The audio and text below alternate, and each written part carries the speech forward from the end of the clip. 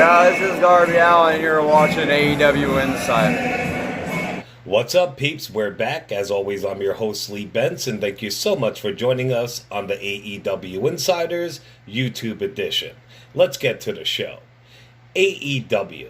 Sammy Guevara has actually gone on record stating that he wants his YouTube show to surpass the Young Bucks being the Elite show. Now, I'm a fan of both of them. I subscribe to both of them, but Guevara's smoking crack and his head's way too big to think his show will ever beat being the Elite. The only way that'll happen is if the Bucks and Omega decide to end it because they're too busy. WWE news. On Monday Night Raw last night, I swear a Viking Raider shit his pants. At the end of the match, he climbed the top rope to do a backflip, and there was a huge brown stain right on his ass crack. Also, Deonna Purrazzo made her main roster debut and lost to Asuka. A fan in the audience also taped her BFF and soon-to-be Mrs. Zack Ryder, Chelsea Green, on Raw. The fan said it was the best part. Chelsea did get tapped out by Charlotte Flair, and the match is supposed to air on WWE Raw's Christmas episode next week. Well, on my podcast, I did say that the TLC ladies match was fucking brutal. So brutal, in fact, that Kairi Sane has suffered multiple injuries. Some were the same injuries that almost made her retire when she used to wrestle in Japan. She went on Twitter and she gave the thumbs up that she's okay, but right now she is not medically cleared to wrestle and she has been taken off of a bunch of upcoming events, unlike Aleister Black, who has been cleared to wrestle again. Well, WWE is definitely trying to get CM Punk in the ring. They want him against the Rattlesnake Steve Austin. They tweeted out an image of CM Punk and Steve Austin with the caption, "There are a few bigger dream matches in WWE history than CM Punk vs. Steve Austin. Who would have won if they ever locked up?" Never to be a loss for words, CM Punk simply tweeted back a gif of himself sitting on the WWE stage waving at the camera from the night he dropped his infamous pipe bomb. That match would be so fucking epic. Well, Corey Graves' big mouth has gotten him into trouble once again.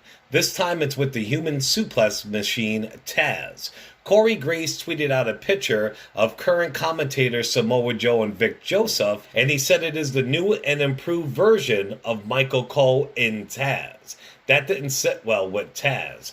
Taz replied, "Gee whiz, new and improved? I wish them the best of luck. But if they are the duo after years of show, then it's a fair comparison. Michael Cole and I battled for every opportunity as a team. And jokes aren't funny when pulled on someone who doesn't work there anymore. Therefore, it's a joke. I'm not in on it. I don't appreciate being the brunt of a joke from a current announcer, especially with the big social media following that Corey Graves has. I'm out here. He's not. Nah, he wants content for his podcast, WWE handed him.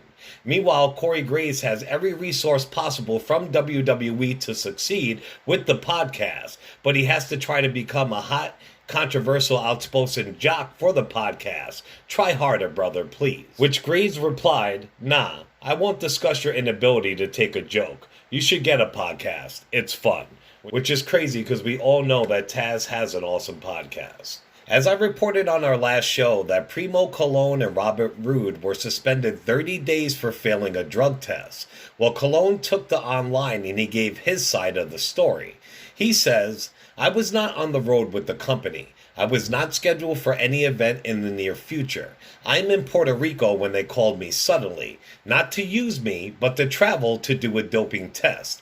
I was ready to do it, but I told them that I was in Puerto Rico and that I was willing to go to a place that they chose to test me without any problems or discomfort. I was not going to pay for a trip just to get tested for doping. I didn't hear anything back from the company. I thought they were going to call me when they found a place to do the test. Almost 2 months passed and I get a letter that I am suspended according to them because I refused to take the test, and that is not correct. They took it as if I wasn't out of the country, but I was available to take it. I don't want them to say that I failed the test because it's totally false and incorrect. They usually do their doping test at events. Someone collects the urine of wrestlers, employees, referees, and they do evaluation once a month. I did not test for anything positive. I was in Puerto Rico. I have to clarify it because my reputation is worth more than any check. I'm under contract with them until October 2020. They have the facilities to call me and use me if they want. If they don't want to, they don't have to use me. They still have to pay me regardless. They are using new guys, and that's how the industry goes. It's basically like sitting on the bench and not playing. And that's crazy he said that, because in the past they did the same thing with Eva Marie, Roman Reigns, I think, once, and definitely Adam Rose. So these guys, if you refuse it anyway, which they really weren't, if it's out of their control, they'll say you refused it, which is fucked up. Alright, time for a little plug. Remember to check us out on all major podcasting platforms, Facebook and YouTube, under the AEW Insider, and on Twitter under the AEW Insider 1 as a number 1. Let's get back to the show. The WWE Intercontinental Champion Rey Mysterio was asked about his son Dominic recently, like when will his son debut, what have you. When will Dominic make his debut? I'm hoping that my son could be ready by next year. I hope that we can all get a chance to see him in 2020. I am just excited as the fans to see him step into the ring and have an official match. So let's hope it's next year, by the end of 2020.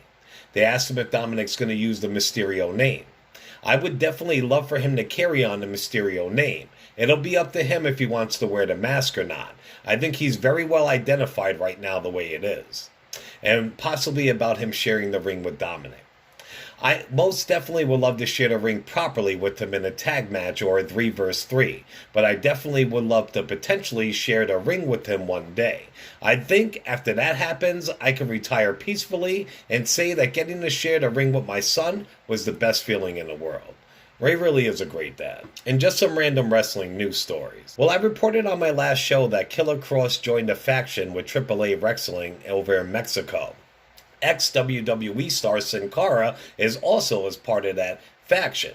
Well, Sin Cara and others who were released have a 90-day clause in their contract that they can't work anywhere else, never mind appear on TV.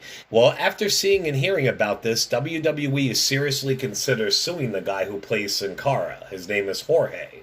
After hearing that, Jorge actually changed his real ring name to one of his old Mexican idols, whose name is Cinta de Oro. And that's crazy because that guy's sister owns the rights to the name, and now she's thinking about suing Sin Cara. This guy can't catch a break. Also, WWE's recently fired tag team The Ascension. It will be wrestling at WrestleFest in the month of March when their 90-day clause is up. There have been numerous Chris Benoit documentaries over the years that have never seen a light of day due to Vince and other factors. Well, Vice on YouTube, who does the great show Dark Side of Wrestling, is covering the story, and the sister of Chris Benoit's wife, Nancy Benoit, tweeted this. It looks like Vice is making a documentary on Chris Benoit to be a part of their Dark Side of the Ring series. She's tweeted, Vice, we did it. It's coming soon.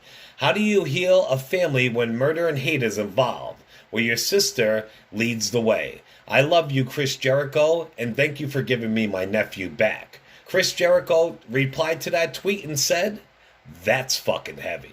And I have to agree, it is heavy. I'm one of the guys who believe Benoit didn't do it. If you actually do some research and don't believe what they're shoving down your throat, him and Chavo Guerrero were best friends at the time. Chavo was talking to him on the phone that day when it sounded like people busted into his house. They said a coroner said that those bodies of his wife and his kid were dead like 2 days before he even got home. He was telling people that people were following him days leading up to it, so who really knows? I don't think he did it, and he was a great wrestler, and he needs to be shown the respect, honestly. All right, peeps. Well, that's it for this episode. Definitely check out our podcast. I'm always putting podcasts up if I'm not doing YouTube shows and vice versa. Remember, on all podcasting platforms, at Facebook and YouTube, it's the AEW Insider. And on Twitter, it's the AEW Insider 1. I'll see you in a couple days, peeps. Ciao.